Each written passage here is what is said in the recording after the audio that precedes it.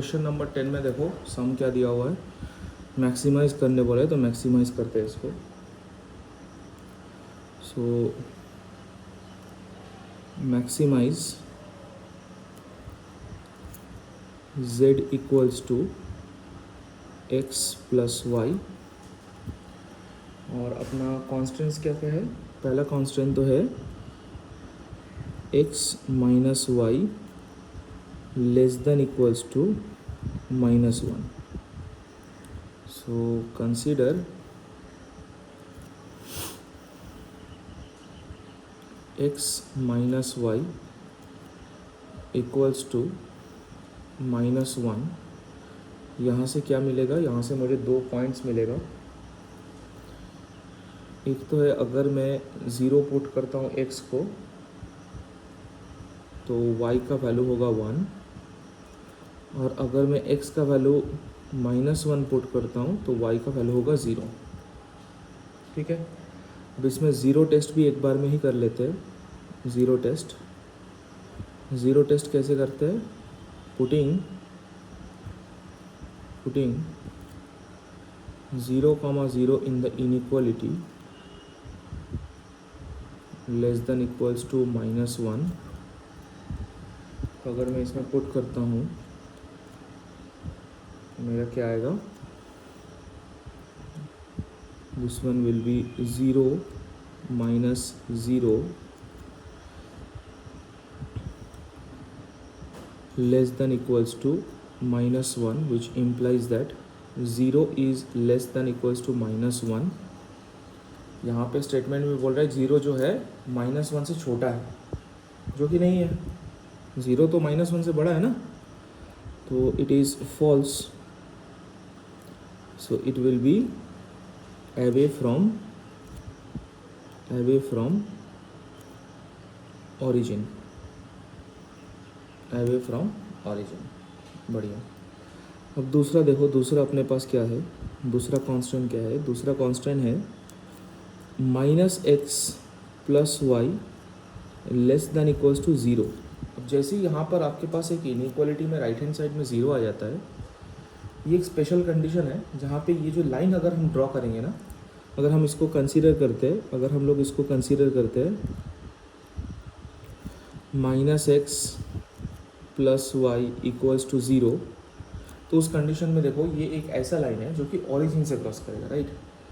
क्यों भाई, बिकॉज यहाँ से मैं अगर पॉइंट निकालता हूँ नॉर्मली, तो देखो अगर मैं x का वैल्यू ज़ीरो लेता हूँ तो y का भी वैल्यू ज़ीरो होगा, राइट। इसका मतलब ये जो लाइन है ये ऑरिजिन से क्रॉस करेगा। तो इस टाइप ऑफ लाइन को अगर मैं कोई भी लाइन देखता हूँ जो ऑरिजिन से क्रॉस कर रहा है, तो उसका ज़ीरो टेस्ट नहीं हो सकता। उसका टेस्ट कैसे करेंगे और किस तरफ उसका रीजन होगा वो भी मैं आपको दिखाता हूँ। तो एक और पॉइंट हम लोग ले लेते हैं, जैसे कि अगर मैं x का वैल्यू 2 लेता हूँ तो y का भी वैल्यू कितना होगा, y का भी वैल्यू 2 होगा। As simple as that. इसमें तो ज़ीरो टेस्ट होगा नहीं। तो इसके लिए आप एक चीज़, बहुत अच्छा चीज़ कर सकते हो।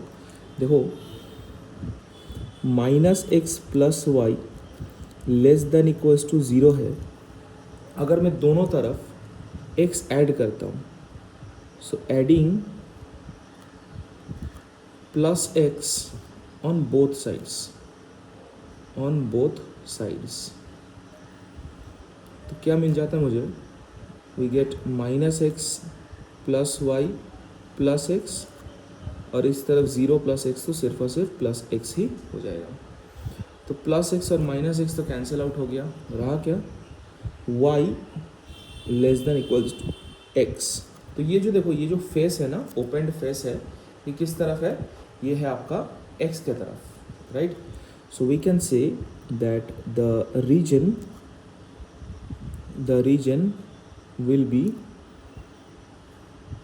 will be towards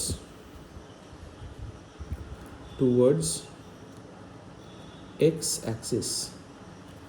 किस तरफ होगा, x एक्सिस के तरफ होगा। ठीक है, बढ़िया है। और बाकी जो दो मेरे पास कंस्ट्रेंट है, that is x, y greater than equal to 0, it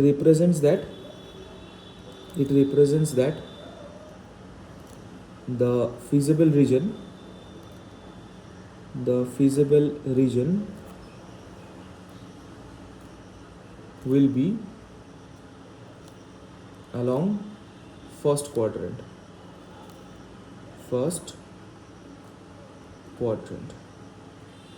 अब चलो ये जो भी चीज़ है ये मैं यहाँ पे ग्राफ पे पुट कर देता हूँ। देखो पहले तो है 0,1, इसका मतलब ये वाला पॉइंट हो गया, दिस इज 0,1, ठीक है। और दूसरा पॉइंट क्या है, -1,0, that is this point, right. तो अब इन दोनों पॉइंट को हम ज्वाइन करते हैं, ये हो गया अपना line,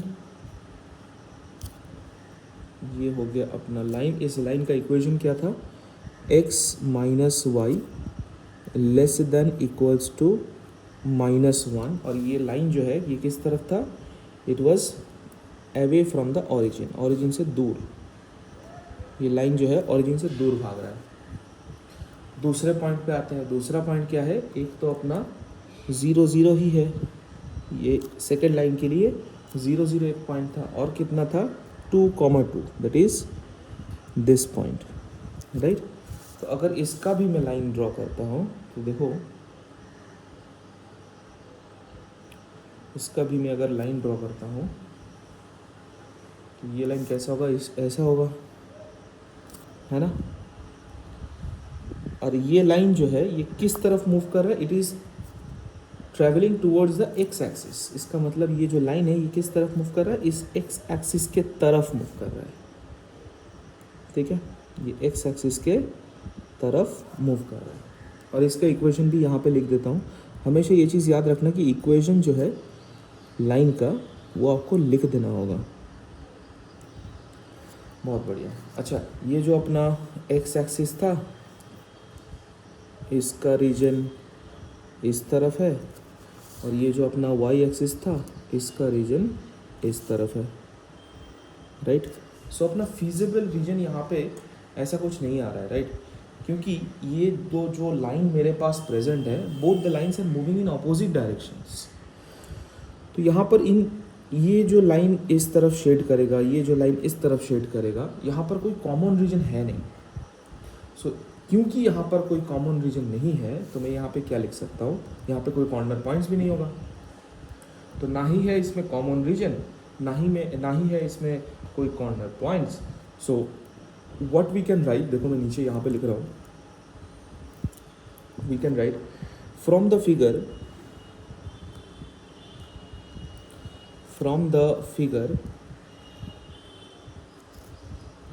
we observe that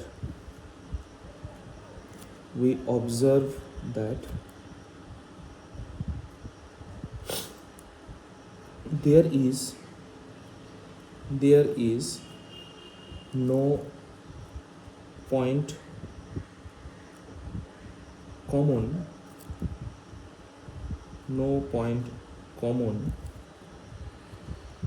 in the two available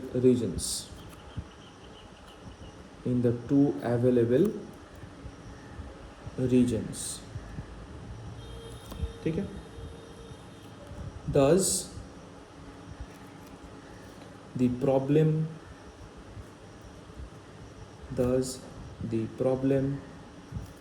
has no feasible region, and hence